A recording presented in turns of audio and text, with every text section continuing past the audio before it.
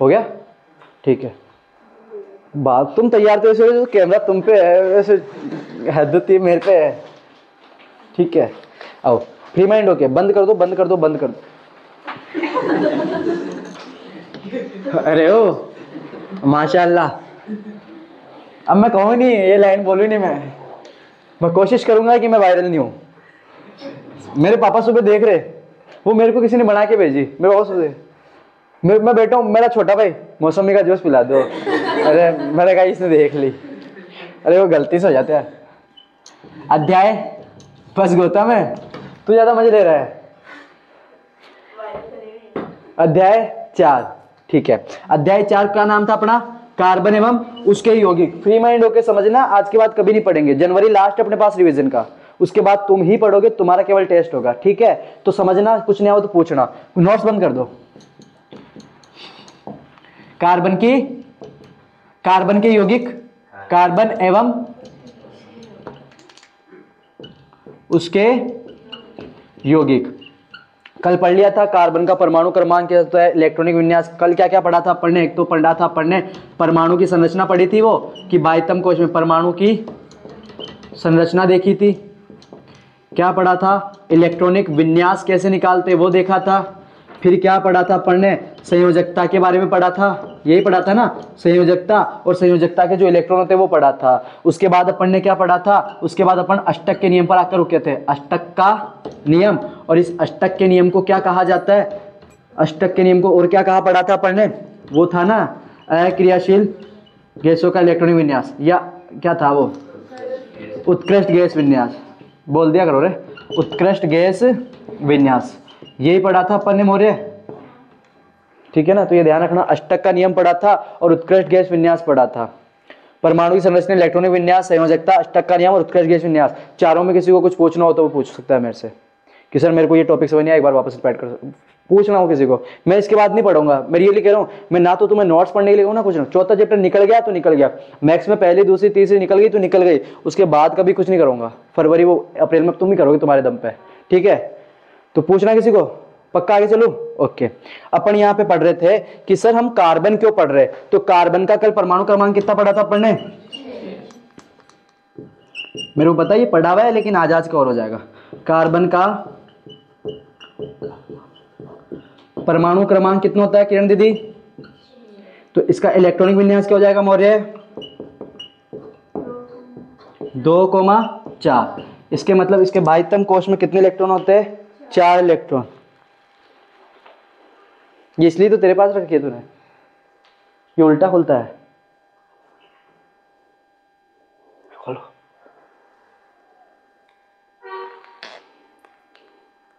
तेरे को तो मैं हरा दूं, दूसरे तो क्या हराएंगे, फिर क्या मैं पहलवान हूं।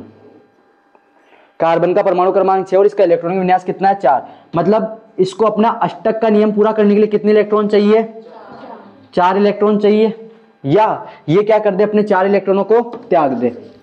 इसी की कहानी को समझेंगे अपन, 2,4। और ये ध्यान रखना, अष्टक का नियम एक और ध्यान रखोगे, अगर किसी परमाणु में केवल एक ही कोश हो, एक ही कोश का मतलब के कोश हो, किसी परमाणु के बाह्यतम एक ही कोश हो, के कोश हो, और के कोश में अगर 2 इलेक्ट्रॉन हो ना तो वो भी स्थायित्व रहेगा। ठीक है, 8 इलेक्ट्रॉन होंगे ना किसी तत्व के बाह्यतम कोश में, अगर 8 इलेक्ट्रॉन होते हैं वो तो स्थायी होता ही होता है। लेकिन ध्यान रखना, अगर किसी परमाणु के अंदर केवल एक कोश हो, किसी परमाणु के अंदर कितने कोश हो, एक कोश हो, और एक कोश होने के बाद अगर वो उसमें कितने इलेक्ट्रॉन उपस्थित होने चाहिए, 2, क्योंकि आपको पता है के में कितने इलेक्ट्रॉन होते हैं, 2। तो ये चीज ध्यान रखोगे, के कोश में अगर कितने इलेक्ट्रॉन है सर जी, 2 इलेक्ट्रॉन, तो वो भी क्या होगा, अष्टक का नियम होगा, मतलब वो भी क्या होगा, स्थायी होगा। ठीक है, तो ये ध्यान रखना, कार्बन क्या कर सकता है, या तो 4 इलेक्ट्रॉन जो अपन है, या तो ये 4 इलेक्ट्रॉन ग्रहण कर ले, 8 हो जाएंगे बाह्यतम कोश में तो स्थायी हो जाएगा, या ये क्या कर ले, मोरे ध्यान से देख भाई, ऐसे मैं तेरे को देख रहा हूं, उसको क्या देख रही है तू, ऐसे मतलब क्या है कौन, मैं यार छोड़। या तो ये 4 इलेक्ट्रॉनों को क्या कर ले, ग्रहण कर ले, ग्रहण करने का तो 8 हो जाएंगे, या ये क्या कर ले, अपने इस कोश को हटा दे। कोश को हटाने के लिए मतलब ये क्या करेगा, 4 इलेक्ट्रॉनों को त्याग देगा, और यह 4 इलेक्ट्रॉनों को ग्रहण करेगा। अब वो ग्रहण करेगा तब क्या आएगा, त्यागेगा तब क्या आएगा। तो देखो 4 इलेक्ट्रॉनों को त्याग देगा तो 2 हो जाएगा, अस्तित्व को प्राप्त कर लेगा एक कोश में। तो देखो जब भी ये 4 इलेक्ट्रॉनों को ग्रहण करेगा, ग्रहण करने का मतलब उधार ही लेगा किसी से, और उधार लेते तो अपन ऋणी हो जाते, इसलिए जब 4 इलेक्ट्रॉन ग्रहण करता है तो क्या मतलब 4 इलेक्ट्रॉन जब ग्रहण करेगा तो क्या बना लेगा, C4-, 4 इलेक्ट्रॉन ग्रहण किए। जब ये 4 इलेक्ट्रॉन त्याग देगा तो क्या बना लेगा, C4+। 4 इलेक्ट्रॉन ग्रहण करेगा तो C4- बना लेगा, और अगर 4 इलेक्ट्रॉनों को त्यागेगा तो C4+ बना लेगा। लेकिन ना तो ये ऐसा कर पाता है ना ऐसा कर पाता है, तो फिर क्या करेगा। अब सर ऐसा क्यों नहीं कर पाता, भाई देखो अगर आपको कार्बन की परमाणु संरचना बनानी है तो कैसे बनाओगे, कार्बन की परमाणु संरचना, आपको परमाणु संरचना बनाने के लिए क्या पता होना चाहिए, इलेक्ट्रॉनिक विन्यास क्या होता है 2,4। तो आपको ये तो पता होना चाहिए, ये कक्षा और ये कौन हो जाएगा, नाभिक। कितनी कक्षा है, K और L, 2 कक्षा बना ली। नाभिक के अंदर कितने प्रोटॉन हो जाएंगे, 6 प्रोटॉन, क्योंकि मैंने बताया था उदासीन परमाणु जो होता है उसमें इलेक्ट्रॉनों की संख्या परमाणुओं की संख्या के इलेक्ट्रॉनों की संख्या और प्रोटॉनों की संख्या क्या होगी, बराबर होगी। तो ये ध्यान रखना, इसमें प्रोटॉन कितने हो जाएंगे, 6। अब 2 इलेक्ट्रॉन तो कहां घूमेंगे, E के अंदर, ये सॉरी 2 इलेक्ट्रॉन तो कहां घूमेंगे, K कक्षा में।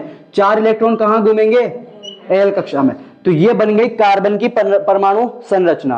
अब किसकी, C की।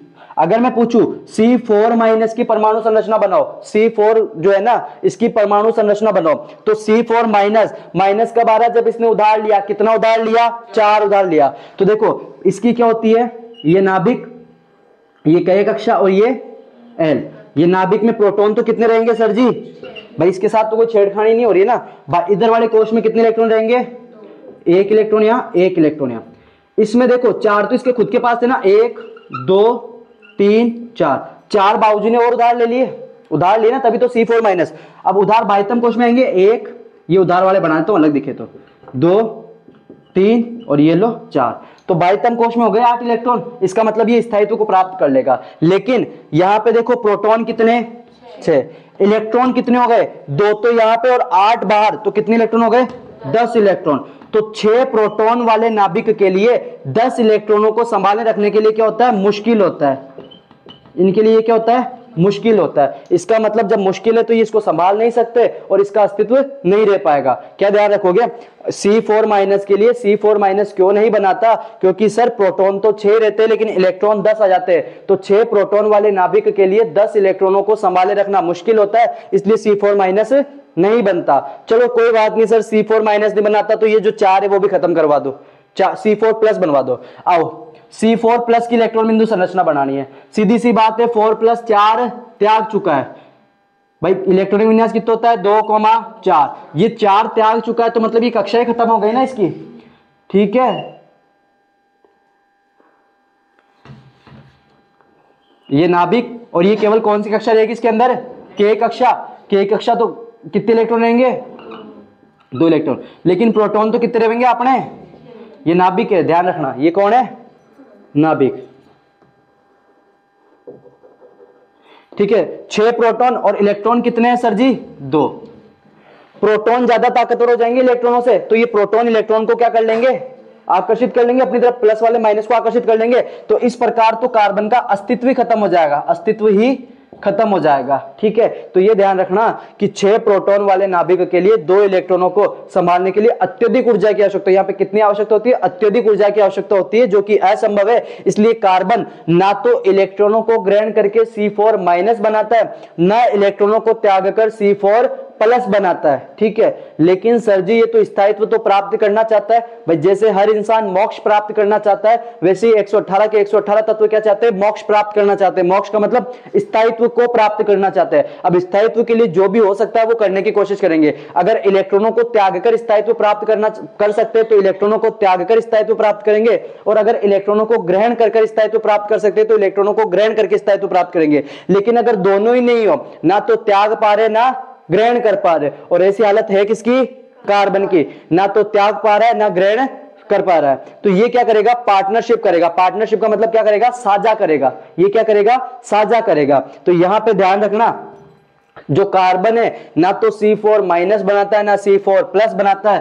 कार्बन जो करता है वो क्या करता है, इलेक्ट्रॉनों का साझा करके, पार्टनरशिप करके, इलेक्ट्रॉनों का साझा करके क्या बनाता है, सहसंयोजक बंध बनाता है। इलेक्ट्रॉनों का साझा करके क्या बनाता है, सहसंयोजक बंध बनाता है। और सहसंयोजक बंध जिन यौगिकों में पाया जाता है उन्हें क्या कहा जाता है, सहसंयोजक यौगिक कहा जाता है। उन्हें क्या कहा जाता है, सहसंयोजक यौगिक। तो ध्यान रखना, कार्बन जो यौगिक बनाता है वो सहसंयोजक यौगिक होता है। क्यों, क्योंकि वो इलेक्ट्रॉनों का साझा करता है। ठीक है सर जी। अब अपन ये पढ़ते इलेक्ट्रॉनों का साझा किसे कहता है, ये सहभागी युग्म क्या होता है, क्या है। यहां तक तो समझ में आ गया ना कि ये C4 माइनस क्यों नहीं बना रहा और C4 प्लस क्यों नहीं बना रहा, ये इलेक्ट्रॉनों का साझा करने के लिए मजबूर क्यों है, तो बता दिया ये। ठीक है, आओ चलते। इसके बाद क्या आता है अपने पास, वो इलेक्ट्रॉनों के साझेदारी के युग्म। ठीक है, आओ सपोज करते हैं, इसको अपन समझने की कोशिश करते हैं। सी किसका ले बताओ, CH4 का ले ले, CH4 इसका समझते, सारा समझ में आ जाएगा। सबसे पहले कार्बन का इलेक्ट्रॉनिक विन्यास कितना है, इलेक्ट्रॉनिक विन्यास कितना हो जाएगा, 2,4। हाइड्रोजन का इलेक्ट्रॉनिक विन्यास कितना है शेरा, 1। हाइड्रोजन में कक्षा कितनी है, 1। एक कक्षा मतलब कौन सी कक्षा, K कक्षा। और K कक्षा में कितने इलेक्ट्रॉन होने चाहिए, कितने कम पड़ रहे, तो इसको कितने इलेक्ट्रॉन चाहिए, 1 इलेक्ट्रॉन चाहिए। इन बाबूजी को कितना चाहिए, 4 इलेक्ट्रॉन। इनको कितना चाहिए, 4 इलेक्ट्रॉन। अब इसको 1 चाहिए और इसको देने कितने, 4। मतलब जितने इसको चाहिए उतने ही ये क्या करेगा, देगा। जितने ही इसको चाहिए उतने ही ये देगा। ये देगा कितने, 4। तो लेने वाले भी 4 होने चाहिए ना, तो 4 कौन है यहाँ पे, हाइड्रोजन। आओ समझते हैं। मैंने कहा ये कार्बन, हर बार अपन जो भी चित्र बनाएंगे ना यहाँ पे वो किसका बनाएंगे, जो ये सपोज ये कार्बन है, ये क्या मान लिया मैंने, कार्बन है। यहाँ पे कितने हाइड्रोजन है, 4 हाइड्रोजन है ना, 2 3 और 4। समझना, ऐसे गर्मी सी नहीं हो रही तुम्हें, मेरे को गर्मी क्यों हो रही। कार्बन देगा कितने, क्योंकि बाह्यतम कोश में 4 इलेक्ट्रॉन है, तो बाह्यतम कोश में जितने इलेक्ट्रॉन उसको चाहिए, भाई अष्टक पूरा करने के लिए 4 चाहिए, तो ये 4 ही दे देगा। अब लेने वाले 4 है तो सबको 1-1 दे देगा। 1 इसको दे दिया, 1 इसको दे दिया, 1 इसको दे दिया, 1 इसको दे दिया। कार्बन का खेल खत्म।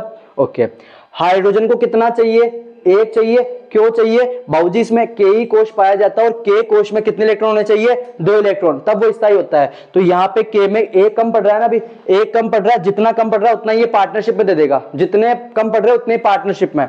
हाइड्रोजन ने अपना 1 इलेक्ट्रॉन इसको दे दिया, 1 ही था 1 दे दिया। इस हाइड्रोजन ने भी अपना 1 इलेक्ट्रॉन इसको दे दिया, इस हाइड्रोजन ने भी अपना 1 इलेक्ट्रॉन दे दिया। पार्टनरशिप कर दिया। पार्टनरशिप कैसे, ये बताओ, ये वाला किसके पास है, इसी के तो पास है, कहीं बाहर छोड़ के थोड़ी गया नहीं ना। तो ध्यान रखना, अब गिनो कार्बन के गोले में कितने इलेक्ट्रॉन आ रहे हैं, ये कार्बन का गोला है, कार्बन के गोले में कितने इलेक्ट्रॉन आ रहे हैं, 2 2 4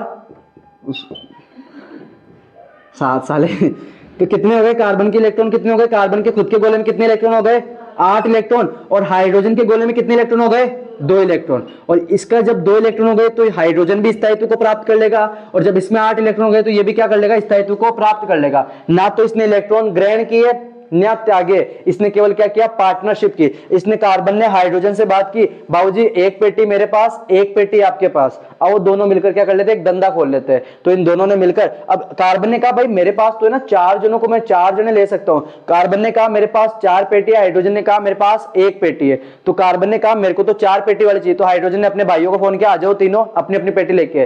तो 1-1 पेटी लेके 4 जने आ गए, और चारों ने आके किसके साथ कोलैब कर लिया, इस कार्बन के साथ कोलैब कर लिया। तो ये ध्यान रखना। और समझते हैं, अभी समझते हैं। तो यहां पे जो यौगिक बनाना, ये कौन सा यौगिक होगा, सहसंयोजक यौगिक। अब अपन इन तीनों वर्डों को पढ़ेंगे। एक तो आता है इलेक्ट्रॉन, वो कौन से थे, इलेक्ट्रॉनों का सहभागी युग्म। एक वर्ड कौन आता है अपने पास, इलेक्ट्रॉनों का सहभागी युग्म। ठीक है मोरे, तो देख इन इलेक्ट्रॉनों का ही तो साझा हुआ है ना, तो जब दो परमाणुओं के मध्य, मतलब जिन परमाणुओं के मध्य जिन इलेक्ट्रॉनों का साझा होता है उन्हें क्या कहा जाता है? इलेक्ट्रॉनों का सहभागी युग्म। परमाणुओं के मध्य इलेक्ट्रॉनों का साझा होता है, जिन इलेक्ट्रॉनों का साझा होता है उन्हें क्या कहा जाता है? इलेक्ट्रॉनों का सहभागी युग्म। पहली डेफिनेशन क्लियर है। दूसरा आता है सहसंयोजक, के लिए लिखाना थोड़ी है, ये तो लिखे हुए ना नोट्स में, ठीक है। दूसरा क्या आता है? सहसंयोजक आबंध या बंध, ठीक है। तो वापस रिपीट करता हूं, इलेक्ट्रॉनों का सहभागी युग्म, तो दो परमाणुओं के मध्य जिन इलेक्ट्रॉनों का साझा होता है उसे इलेक्ट्रॉन का सहभागी युग्म कहा जाता है। फिर आता है सहसंयोजक आबंध। अब हाइड्रोजन और कार्बन आपस में मिलकर धंधा कर रहे, पार्टनरशिप में है, तो कुछ ना कुछ तो बॉन्डिंग बनेगी, कुछ ना कुछ तो रिश्ता बनेगा, ठीक है। तो ध्यान रखना, जिन परमाणुओं के मध्य इलेक्ट्रॉनों का साझा होता है उनके मध्य बनने वाला जो बंध होता है उसे क्या कहा जाता है? सहसंयोजक आबंध। इलेक्ट्रॉनों के साझे के कारण बनने वाला, इलेक्ट्रॉनों की पार्टनरशिप के कारण बनने वाला जो बंध होता है उसे क्या कहा जाएगा? सहसंयोजक आबंध। तो जब दो परमाणुओं के मध्य इलेक्ट्रॉनों के साझे से कोई बंध बनता है तो उसे क्या कह देंगे? सहसंयोजक आबंध या सहसंयोजक बंध, ठीक है। कि समझ में तो आ रहा है ना? तो अगेन रिपीट करता हूं, क्या कि सहसंयोजक आबंध, तो दो परमाणुओं के मध्य इलेक्ट्रॉनों का साझा हुआ तो इनमें कुछ ना कुछ बॉन्डिंग होगी, कुछ ना कुछ तो बातचीत होगी, उस बातचीत को क्या कहा जाएगा? सहसंयोजक आबंध या बंध कहा जाएगा, बंध कहा जाएगा। फिर एक वर्ड कौन सा आता है? सहसंयोजक यौगिक, सहसंयोजक यौगिक। अब सहसंयोजक यौगिक क्या होता है? तो ध्यान रखना, जिन यौगिकों में परमाणु कौन से बंध से जुड़े होते हैं? सहसंयोजक बंध से जुड़े होते हैं। जिन यौगिकों में परमाणु सहसंयोजक बंध से जुड़े होते हैं उसे क्या कह देंगे? सहसंयोजक यौगिक कहा जाता है, ठीक है मोरे मैम। ये पढ़ के नोट्स पढ़ के आते हो आप, नोट्स पढ़ के आया करो, ठीक है। तो सहसंयोजक यौगिक किसे कहेंगे? तो जिन परमाणुओं में यौगिक, या यूं बोल दो, जिन यौगिकों में परमाणु कौन से बंध से जुड़े होते हैं? सहसंयोजक आबंध से जुड़े होते हैं, उन्हें क्या कहा जाएगा? सहसंयोजक यौगिक कहा जाएगा। क्लियर ये चीज? पक्का? आगे चलूं, ठीक है। उसके बाद अपन ने पढ़ा था, सर आपने कह तो दिया, यहां तक क्लियर है ना? ये सर आपने कह तो दिया कि ये बंध बनाएंगे, अब कितना मजबूत बनाएंगे, कितने का बनाएंगे, क्या है क्या नहीं है, तो इसके लिए अपन को ध्यान रखना, एक संरचना बनते अपन। पहली संरचना कौन सी पढ़े बताओ? H2 पढ़ ले या O2 पढ़े? पहली कौन सी पढ़ी थी एल्केन वाले में? अरे वो था ना अपने, अरे एक मिनट देख ही लेते हैं मेरे शुरू। H वाली पढ़ी थी ना, हाइड्रोजन वाली, ठीक है। आओ देखते हैं, हाइड्रोजन वाला देखते हैं। H2 की संरचना बनाते हैं, क्या बनाते हैं? H2 की इलेक्ट्रॉन बिंदु संरचना। सॉरी बोल दे फटाफट, बोल रही? ठीक है, थैंक यू। तुम लोग कहाँ गए? ये इनसे सीखो कुछ, जाना, ये जाते रहते कहीं ना कहीं, है ना। और फिर भी कोचिंग की छुट्टी नहीं रखती, और तुम तो नानी आ जावे तो छुट्टी रख लो। H2 की क्या बनानी है? इलेक्ट्रॉन बिंदु संरचना। अब किसी भी तत्व की इलेक्ट्रॉन बिंदु संरचना बनानी है तो अपन को सबसे पहले उसका क्या पता होना चाहिए? इलेक्ट्रॉनिक विन्यास, ठीक है मैम। आओ, हाइड्रोजन का परमाणु क्रमांक कितना होता है? अजी हाइड्रोजन कितने नंबर पे आवे? तो सीधी सी बात है, जितना इसका परमाणु क्रमांक होता है उतना इसमें क्या होंगे? इलेक्ट्रॉन। अब इसका इलेक्ट्रॉनिक विन्यास निकालना है तो आपको पता है एक इलेक्ट्रॉन है तो एक ही कक्षा में आएगा, ठीक है। इसका मतलब इस हाइड्रोजन को अपना K कक्ष, इस हाइड्रोजन को अपना कौन सा कक्ष बढ़ने के लिए? K कक्ष बढ़ने के लिए कितने इलेक्ट्रॉनों की आवश्यकता है? इस हाइड्रोजन को अपना K कक्ष बढ़ने के लिए कितने इलेक्ट्रॉनों की आवश्यकता है? एक। क्यों? क्योंकि K कक्ष में अगर दो इलेक्ट्रॉन होंगे ना तो स्थायित्व को प्राप्त करेगा बाबूजी, ठीक है। तो जितना इसको चाहिए उतने का ये क्या करेगा? पार्टनरशिप करेगा, उतने की ये क्या करेगा? Partnership. As it is H2 दो लिए ना तो दो H2 बना लो, एक H2 पार्टनरशिप में क्रॉस कराना पड़ेगा, ठीक है सर जी। ये एक हाइड्रोजन और ये एक हाइड्रोजन।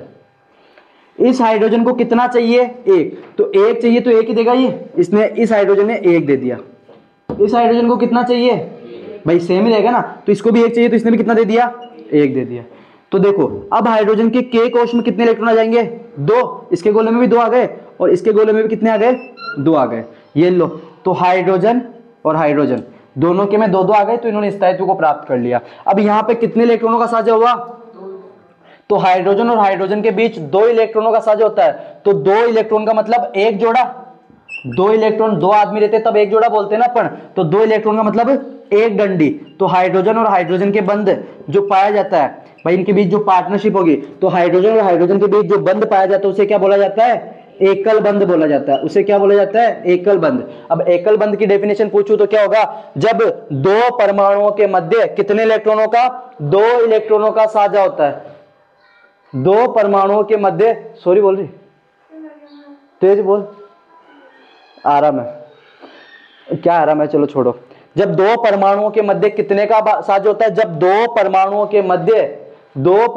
के मध्य दो इलेक्ट्रॉनों का साझा होता है तो उनके मध्य बनने वाला बंध क्या होता है? एकल बंध होता है। ठीक है, अब एक और संरचना पढ़ते हैं। किसकी पढ़ते हैं? O2 की पढ़ ले। O2 की इलेक्ट्रॉन बिंदु संरचना समझ में तो आ रहा है मोरे?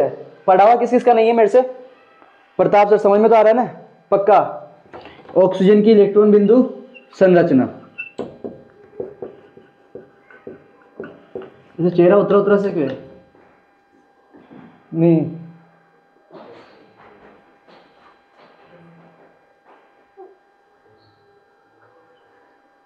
ऐसे उतरा उतरा सा चेहरा क्यों है? ऑक्सीजन की इलेक्ट्रॉन बिंदु संरचना। अब जिसकी भी ऑक्सीजन इलेक्ट्रॉन बिंदु संरचना बनानी है उसका अपन को सबसे पहले क्या निकालना है? इलेक्ट्रॉनिक विन्यास। अब ऑक्सीजन का पहले इलेक्ट्रॉनिक विन्यास के लिए परमाणु क्रमांक पता होना चाहिए। तो ऑक्सीजन का परमाणु क्रमांक कितना होता है निर्मल सर? ऑक्सीजन का परमाणु क्रमांक कितना होता है? 8। और इसमें अगर 8 ही परमाणु, 8 इसका परमाणु क्रमांक 8 है तो इसमें इलेक्ट्रॉनों की संख्या भी कितनी होगी? 8। इलेक्ट्रॉनों की संख्या भी कितनी होगी? 8। अगर मेरे को अब इसका इलेक्ट्रॉनिक विन्यास निकालना है ऑक्सीजन का, तो आपको पता है पहले कमरे में तो कितने बैठ जाएंगे? 2। दूसरे कमरे में कितने बैठ जाएंगे? 6। भाई 8 में से 2 तो पहले कमरे में बैठ गए, बचेंगे कितने? 6। ठीक है, अब इसको अष्टक का नियम करने के लिए कितने इलेक्ट्रॉन चाहिए? 2 इलेक्ट्रॉन चाहिए। भाई अपने बाह्यतम कोश में 8 इलेक्ट्रॉन करने के लिए 2 इलेक्ट्रॉन चाहिए, तो जितने चाहिए उतने का ये क्या करेगा? पार्टनरशिप करेगा। जितनी उसको चाहिए उतने के ये क्या करेगा? पार्टनरशिप करेगा। ऑक्सीजन 2 है ना, 2 अणु परमाणु बना दो ऑक्सीजन के। एक लो, ये एक ऑक्सीजन, ये एक ऑक्सीजन, वेल्डिंग कर लेना। ऑक्सीजन को कितने चाहिए? 2 चाहिए, तो देगा भी कितने? 2। तो इस ऑक्सीजन निकाल ले भाई, मैं 2 दे देता हूं। 6 में से 2 दे दिया तो खुद के पास कितने बचेंगे? बाह्यतम कोश के इलेक्ट्रॉन ही बनाने हैं यहाँ पे, यूं नहीं वो 2 भी यहां बना दो, केवल बाह्यतम कोश के इलेक्ट्रॉन। यहाँ पे देखो यही वापस ऑक्सीजन, इसने भी कहा कि बाबूजी मेरे को भी 2 चाहिए, तो इसने भी कितने की पार्टनरशिप कर ली। अब 6 में से 2 की पार्टनरशिप कर ली तो कितने बच जाएंगे अंदर? 4 बचेंगे ना। अब देखो इस ऑक्सीजन के गोले में 8 इलेक्ट्रॉन आ रहे क्या? आ रहे ना, 1 2 3 4 5 6 7 8। और इस ऑक्सीजन के गोले में भी 8 इलेक्ट्रॉन आ रहे क्या? ये देखो आ गए 8 इलेक्ट्रॉन, 1 2 3 4 5 6 7 8। ठीक है, तो ये ध्यान रखना इस ऑक्सीजन के में भी 8 इलेक्ट्रॉन आ गए, इसमें भी 8 इलेक्ट्रॉन, मतलब दोनों के दोनों स्थायित्व हो गए। तो यहाँ पे ध्यान रखना इनके बीच भी कोई ना कोई बंध बनेगा। ऑक्सीजन ऑक्सीजन कितने इलेक्ट्रॉनों का साझा हुआ? 4 इलेक्ट्रॉनों का। 2 इलेक्ट्रॉन का मतलब एक डंडी, 2 इलेक्ट्रॉनों का मतलब एक डंडी। तो यहाँ पे कितनी डंडी आ जाएगी? 2 डंडियां। अब डंडियां मतलब 2 बंध आ जाएगा। ठीक है, तो ध्यान रखना इसे क्या बोलते हैं? द्विआबंध बोलते हैं। इसको क्या बोलते हैं? द्विआबंध। तो जब 2 परमाणुओं के मध्य कितने इलेक्ट्रॉनों का साझा हो रहा है? 4 इलेक्ट्रॉनों का साझा होता है। जब 2 परमाणुओं के मध्य 4 इलेक्ट्रॉनों का साझा होता है तो उनके मध्य बनने वाला जो बंध होता है उसे क्या कहा जाता है? द्विआबंध। जब 2 परमाणुओं के मध्य 4 इलेक्ट्रॉनों का साझा होता है तो उसके मध्य जो बंध होता है उसे द्विआबंध कहा जाता है। और जब दो परमाणुओं के मध्य कितने इलेक्ट्रॉनों का? 2 इलेक्ट्रॉनों का साझा होता है तो उसे क्या कहा जाता है? एकल बंध कहा जाता है। हाइड्रोजन और हाइड्रोजन में एकल बंध पाया जाता है, ऑक्सीजन और ऑक्सीजन में क्या पाया जाता है? द्विबंध पाया जाता है या द्विआबंध पाया जाता है। उसके बाद करेंगे अपन किसकी? एक नाइट्रोजन की संरचना देखते हैं। किसकी? नाइट्रोजन की, N2 की संरचना। N2 की इलेक्ट्रॉन बिंदु संरचना निकालते हैं।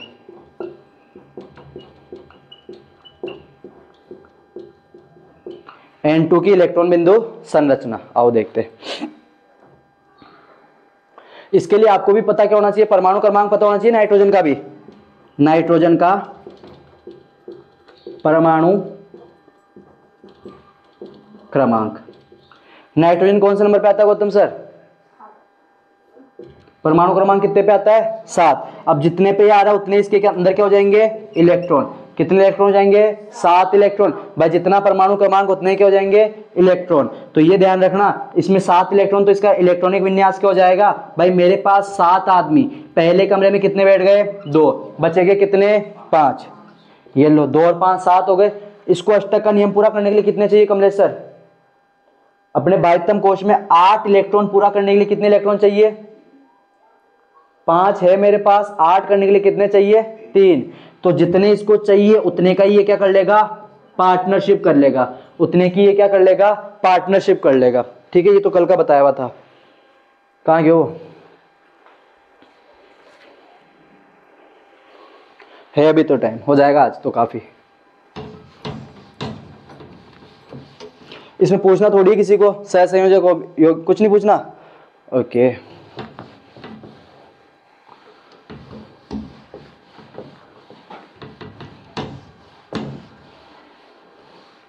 आज सामाजिक में कौन से चैप्टर का टेस्ट है? तीसरे और चौथे का। ठीक है भाई, नाइट्रोजन का इलेक्ट्रॉनिक विन्यास 2,5, इसको अपने बाह्यतम कोश में 8 इलेक्ट्रॉन पूरे करने के लिए 3 इलेक्ट्रॉन चाहिए, तो पार्टनरशिप भी कितने की करेगा? 3 की। अरे 3 इलेक्ट्रॉन की पार्टनरशिप कर लेगा ना यो। पहला सुख निरोगी का आया, बाहर में जाए दुनिया सारी। ठीक है, आओ, एक नाइट्रोजन और दूसरा भी नाइट्रोजन। गोले तो बनाने सीख गया मैं पूरे। 3 इलेक्ट्रॉन चाहिए भाई, 3 इलेक्ट्रॉन चाहिए, तो 3 का क्या कर लेगा? साझा। ये कर ले भाई, तू 3 ले ले, 1 2 3। इसने भी काम, तू भी भाई मेरे को भी तो 3 चाहिए ना, ले मेरे भी 3 ले ले, 1 2 3। बाह्यतम कोश में 5 इलेक्ट्रॉन थे, 3 दे दिए खुशी, अंदर कितने बचेंगे? खुद के पास कितने बचेंगे? 2। अब देखो, क्या इसके गोले में 8 इलेक्ट्रॉन आ रहे क्या भाई? 1 2 3 4 5 6 7 8, 8 इलेक्ट्रॉन आ गए। मतलब नाइट्रोजन के बाह्यतम कोश में भी कितने इलेक्ट्रॉन हो गए? 8 इलेक्ट्रॉन। इस नाइट्रोजन में देखो, क्या इसके गोले में 8 इलेक्ट्रॉन आ रहे क्या? आ रहे सर जी, 1 2 3 4 5 6 और 7 8। क्लियर है? तो ये भी स्थायित्व को प्राप्त कर लेंगे। क्यों? क्योंकि दोनों के बाह्यतम कोश में कितने इलेक्ट्रॉन आ गए? 8 इलेक्ट्रॉन आ गए। मैम कहां देख रहे हो प्लीज? तो ध्यान रखना, इसके भी बाह्यतम कोश में 8 इलेक्ट्रॉन, दोनों के बाह्यतम कोश में 8 इलेक्ट्रॉन, तो ये स्थायित्व को प्राप्त कर लेंगे। अब जब स्थायित्व प्राप्त करा तो यहाँ देखो, ये नाइट्रोजन कुछ ना कुछ बंध बनेगा। पार्टनरशिप कर रहे तो कुछ ना कुछ तो बॉन्डिंग बनेगी। तो आओ, यहाँ पे कितने इलेक्ट्रॉनों का साझा हुआ? कितने इलेक्ट्रॉनों का साझा हुआ? 6 इलेक्ट्रॉनों का। 2 2 4 2 6। और कितनी डंडियां आ गई? 3 डंडियां। तो ध्यान रखना, जहां 3 डंडियां दिखती है उसको क्या बोला जाता है? त्रिआबंध। उसे क्या बोला जाता है? त्रिआबंध। तो ध्यान रखना, जब 2 परमाणुओं के मध्य कितने इलेक्ट्रॉनों का? 6 इलेक्ट्रॉनों का साझा होता है। जब 2 परमाणुओं के मध्य कितने इलेक्ट्रॉनों का? भाई कमलेश सर 6 इलेक्ट्रॉन है, 2 2 4 2 6। तो जब 2 परमाणुओं के मध्य कितने इलेक्ट्रॉनों का साझा होता है? 6 इलेक्ट्रॉनों का साझा होता है। तो उनके मध्य जो बंध बनता है उसे क्या कहा जाता है? त्रिआबंध। जब 2 परमाणुओं के मध्य 2 इलेक्ट्रॉनों का साझा होता है, कितने इलेक्ट्रॉनों का? 2 इलेक्ट्रॉनों का साझा होता है, तो उसे एकल बंध कहा जाता है। और जब 2 परमाणुओं के मध्य 4 इलेक्ट्रॉनों का साझा होता है तो उसे क्या कहा जाता है? द्विआबंध कहा जाता है। ठीक है, अब पढ़ते हैं यौगिक। संतृप्त यौगिक, असंतृप्त यौगिक। संतृप्त यौगिक किसे कहेंगे और असंतृप्त यौगिक किसे कहेंगे? अब संतृप्त यौगिक किसे कहेंगे? तो ध्यान रखना, वह यौगिक जिनमें परमाणुओं के मध्य कितना बंध पाया जाता हो? एकल बंध पाया जाता हो। मतलब एकल बंध वाले जो यौगिक होते हैं उन्हें क्या कहा जाएगा? संतृप्त यौगिक। एकल बंध वाले यौगिक, एकल बंध वाले यौगिक क्या कहलाते हैं? संतृप्त यौगिक। एकल बंध वाले यौगिक क्या कहलाएंगे? संतृप्त यौगिक कहलाते हैं। उसके बाद कौन आता है? असंतृप्त यौगिक। तो असंतृप्त यौगिक किसे कह देंगे? तो जिसके मध्य मतलब द्विआबंध और त्रिआबंध वाले जो यौगिक होते हैं उन्हें क्या कहा जाएगा? असंतृप्त यौगिक। एकल बंध वाले यौगिक तो क्या कहलाएंगे? संतृप्त यौगिक। और द्विआबंध और बोल लो भाई प्लीज, त्रिआबंध, द्विआबंध और त्रिआबंध वाले जो यौगिक होते हैं उन्हें क्या कहा जाएगा? असंतृप्त यौगिक। अगर डेफिनेशन आ जाए संतृप्त यौगिक किसे कहेंगे? तो वह यौगिक जिनमें परमाणुओं के मध्य एकल बंध पाया जाता है, संतृप्त यौगिक कहलाएंगे। असंतृप्त यौगिक किसे कहेंगे? तो वह यौगिक जिनमें परमाणुओं के मध्य द्विआबंध या त्रिआबंध पाया जाता है उसे क्या कह देंगे? असंतृप्त यौगिक। क्लियर यहां तक का? पक्का? ओके। अब अपन थोड़ा सा एल्केन, एल्किन और एल्काइन किसे कहते हैं वो देखते हैं, ठीक है ना। किसकी बात कर रहा हूं? एल्केन, एल्किन और एल्काइन। आ गए अपन जहां तक छोड़ा था तुम्हें मैंने वहां, ठीक है ना। एल्केन, एल्किन और एल्काइन। एल्केन किसे कहेंगे? तो जो सिंगल बॉन्ड होता है ना, सिंगल बॉन्ड, उसे क्या कहा जाएगा? एल्केन। जब यौगिकों के alkane single bond, alkene double bond और ये ट्रिपल बॉन्ड। एकल बंध, द्विबंध और त्रिबंध। एकल बंध को एल्केन, द्विबंध को एल्किन, ट्रिपल बंध को एल्काइन। एल्केन का कौन शेष रहता है? नामकरण में काम में आएगा। और एल्केन का कौन शेष रहता है? एन शेष रहता है। एल्किन का कौन शेष रहता है? इन शेष रहता है। एल्काइन का कौन शेष रहता है? आइन शेष रहता है। यहाँ पे अपन कार्बन यौगिकों का नामकरण करेंगे, ठीक है। आओ देखते हैं। एल्काइन का आइन शेष रहता है, एल्किन का इन शेष रहता है, एल्केन का एन शेष रहता है, ठीक है। ये नामकरण करेंगे यौगिकों का। क्या था वो? कार्बन के यौगिकों का नामकरण। कार्बन के यौगिक या हाइड्रोकार्बन का नामकरण। हाइड्रोकार्बन तो जानते हो ना, हाइड्रोजन और कार्बन से मिले जो यौगिक होते हैं उन्हें हाइड्रोकार्बन। हाइड्रोजन और कार्बन से मिलकर जो यौगिक बनते हैं उन्हें हाइड्रोकार्बन कहा जाता है। और अब अपन क्या करेंगे, यहाँ पे हाइड्रोकार्बन जो है ना उनका नामकरण करेंगे। हाइड्रोकार्बन का नामकरण व सूत्र का नामकरण, ठीक है ना। इसलिए आपको पता होना चाहिए एल्केन को एल्केन सिंगल बॉन्ड, ये मतलब एकल बंध को एल्केन, द्विबंध को एल्किन, ट्रिपल बंध को एल्काइन कहा जाता है। एल्केन का एन शेष रहता है, एल्किन का इन शेष रहता है और एल्काइन का आइन शेष रहता है। अब सबका एक बेसिक फॉर्मूला होता है, चाहे एल्केन हो, चाहे एल्किन हो, चाहे एल्काइन, सबका एक बेसिक फॉर्मूला होता है। क्या? CnH2n। ये एक बेसिक फॉर्मूला होता है CnH2n। जहां पे सर ये एन क्या होगा, तो ये एन क्या होता है? कार्बन की संख्या, कार्बन के परमाणु संख्या, कार्बन के परमाणुओं की संख्या। अब सर ये कार्बन की परमाणुओं की संख्या, भाई अगर एक कार्बन है तो एक हो जाएगा, दो कार्बन है तो दो, तीन हो जाएंगे तो तीन। लेकिन साइंस में गिनती चलती है, मैथ, एथ, प्रॉप, ब्यूट, पेंट, कमलेश जी दिख तो रहा है ना, पेंट, हेक्स, 6 तक काम हो जाएगा अपना।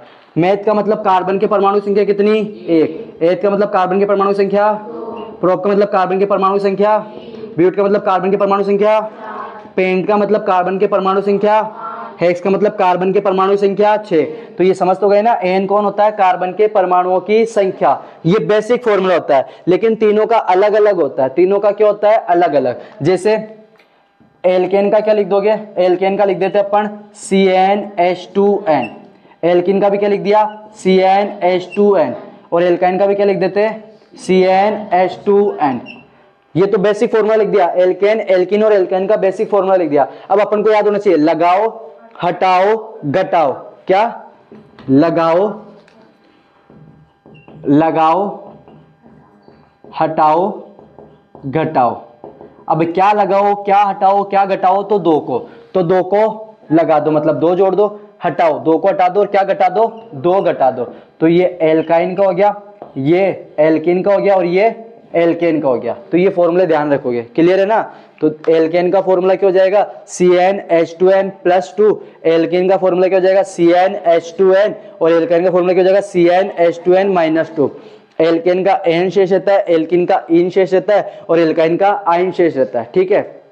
आओ मेरे पास एक देखते हैं, CH4 या यू करते, किसका बनाते? प्रोपीन की संरचना बनाना। मेरे पास क्वेश्चन आया, प्रोपीन की संरचना बनाओ, प्रोपीन की इलेक्ट्रॉन बिंदु संरचना बनाओ। अब इलेक्ट्रॉन बिंदु संरचना कब बनाएंगे? जब अपन को सूत्र पता होगा। आओ, प्रोपीन को मैं क्या लिख सकता हूं? प्रोप प्लस इन। भाई प्रोप प्लस इन ये लिख सकता हूं गौतम सर। प्रोप का मतलब तो क्या हो जाएगा? कार्बन की संख्या कितनी है? 3, मतलब एन ही मानते अपन, तो एन बराबर कितना जाएगा? 3। प्रोप का मतलब कार्बन की संख्या कितनी हो गई? 3, एन का मान 3 मिल गया।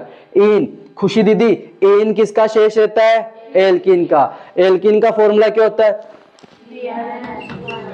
CnH2n, यही होता है। एल्किन का इन शेष रहता है, इन शेष रहता है, तो इसका फॉर्मूला होता है CnH2n। अब n की जगह कितना रख देंगे अपन? 3, ठीक है।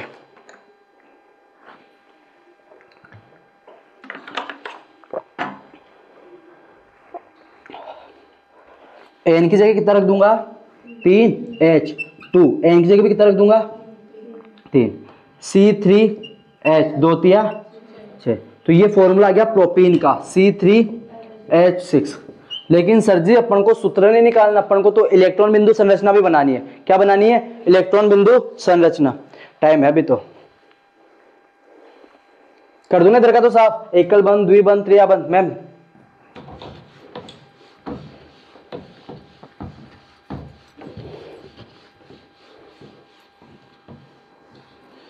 ये तो आराम हो गया तुम्हारे, है ना?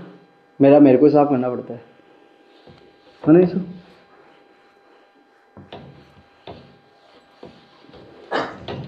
चलो कोई नहीं, आओ देखते हैं।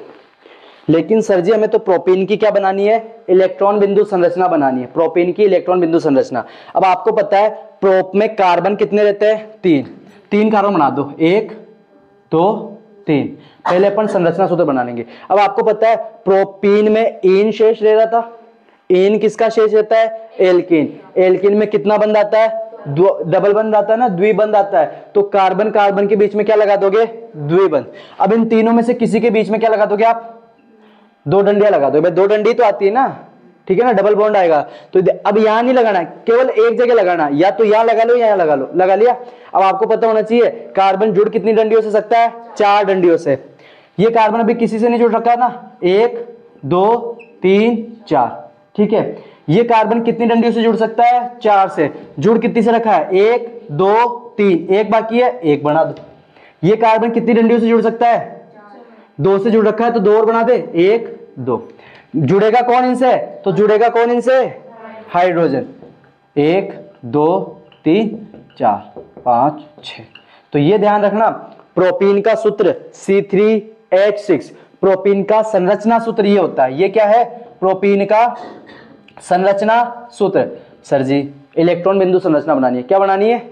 इलेक्ट्रॉन बिंदु संरचना। आओ इलेक्ट्रॉन बिंदु संरचना समझ तो गए ना? अगर सूत्र ये अगर अपन को ये दिया हुआ है तो पहले सूत्र बनाएंगे, फिर संरचना सूत्र बनता है, फिर इलेक्ट्रॉन बिंदु संरचना। पहले इलेक्ट्रॉन बिंदु संरचना बनती है, उसके बाद संरचना सूत्र बनता है। लेकिन अपन पहले संरचना सूत्र बना रहे ताकि इलेक्ट्रॉन बिंदु संरचना आसानी से बन जाए। आपको पता है कार्बन कितने?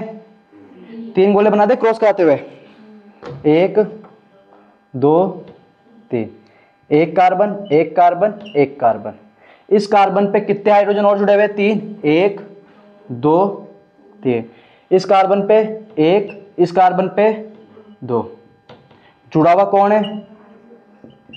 ठीक है गुनगुन?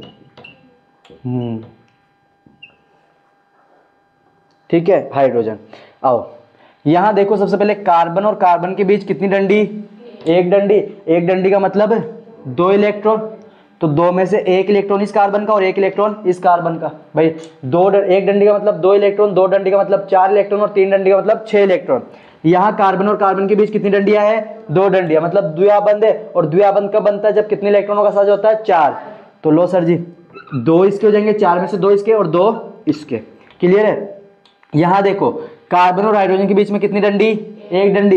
1 डंडी का मतलब 2 इलेक्ट्रॉन। अब उस 2 में से 1 तो किसका होगा? हाइड्रोजन का, और 1 किसका होगा? कार्बन का। तो ये 1 तो कार्बन का और 1 हाइड्रोजन का। थोड़ा सा अलग बनाया ताकि दिख जाए। भाई वापस यहाँ पे भी C और H के बीच में सिंगल बॉन्ड आ रहा है ना, तो यहाँ भी 1 किसको हो जाएगा? कार्बन का, सॉरी 1 हाइड्रोजन का और 1 किसको हो जाएगा? कार्बन का।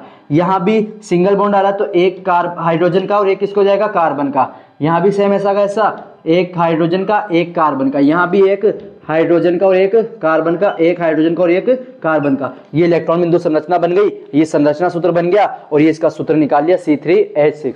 क्लियर है सर जी? अब कौन सा विधि अपन कर सकते हैं? कौन सा करें बताओ? ब्यूटाइन कर लेते हैं, ब्यूटाइन। ठीक है, ब्यूटाइन, ब्यूटाइन।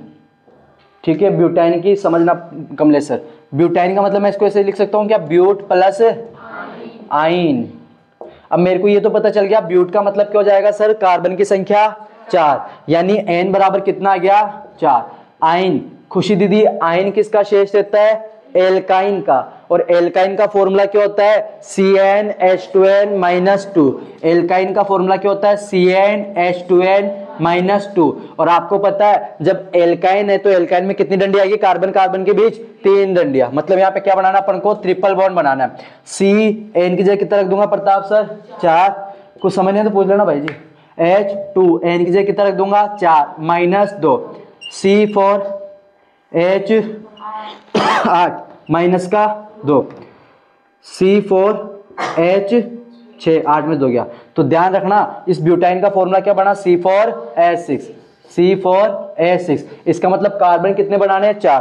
पहले कार्बन को सिंगल डंडियों से जोड़ लो, कितनी डंडियों से ये जोड़ लिया। लेकिन आपको पता है सर ब्यूटाइन है मतलब यहाँ पे ट्रिपल बॉन्ड भी आएगा किसी ना किसी, तो किसी भी कार्बन को पकड़ के क्या जोड़ दो ट्रिपल डंडिया, 3 डंडियां जोड़ दिए किसी भी कार्बन की। या तो ये ले लो यहाँ पे जोड़ ले क्या 1 2 3 हो गई, 3 डंडियों से जुड़ गई है। अरे 3 डंडियों से जुड़ गए ना। अब आपको पता है एक कार्बन कितनी डंडियों से जुड़ सकता है 4 डंडियों से, तो ये 3 से तो जुड़ा हुआ, ये कितनी बाकी है 1। ये बावजूद 4 से जुड़ गए ना 1 2 3 4, इसका तो खेल ही खत्म। ये पता है 4 से जुड़ सकता है लेकिन कितनी से जुड़ा हुआ है केवल 2 से, तो 2 से और जोड़ दो। ये कार्बन आपको पता है 1 से जुड़ा हुआ है, जुड़ कितने से सकता है 4 से, तो कितनी और जोड़ देंगे 3। ठीक है, ये क्या बना रहे अपन संरचना सूत्र। ये क्या है सर जी संरचना सूत्र, जुड़ेगा किससे हाइड्रोजन से। ये लो सर, ये इसकी क्या बन गई संरचना सूत्र। अब इलेक्ट्रॉन बिंदु संरचना बनाए, इलेक्ट्रॉन बिंदु संरचना उधर का कर दूं साफ। ओके, तुम्हें पेपर भी लिखाना है, ये लास्ट करा देते हैं, उसके बाद कल देखेंगे।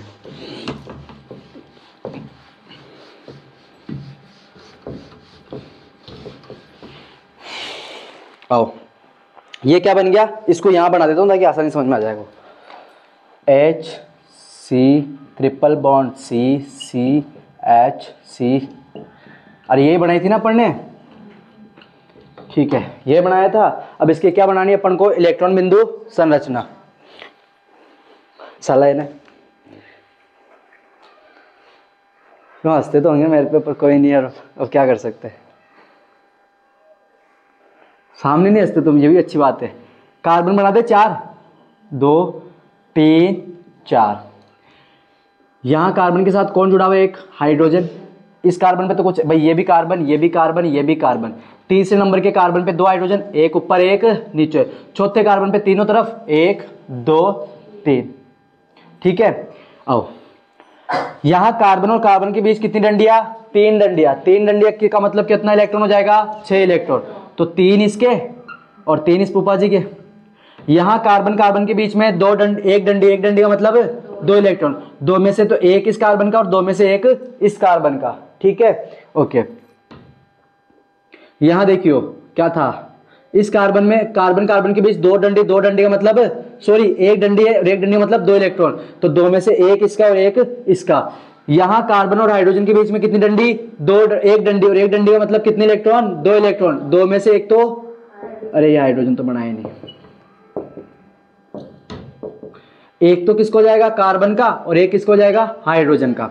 यहां कार्बन और हाइड्रोजन के बीच में एक डंडी का मतलब कितने इलेक्ट्रॉन 2 इलेक्ट्रॉन, तो 2 में से एक तो कार्बन का और एक किसको जाएगा हाइड्रोजन का।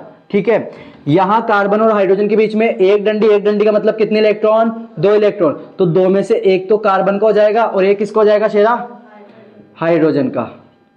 यहां देखो कार्बन और हाइड्रोजन के बीच में एक डंडी और एक डंडी में से एक डंडी का मतलब कितने इलेक्ट्रॉन 2 इलेक्ट्रॉन, एक हो जाएगा कार्बन का एक हो जाएगा हाइड्रोजन का, और यहां भी एक कार्बन और एक हाइड्रोजन। ये क्या बन गई इसकी इलेक्ट्रॉन बिंदु संरचना।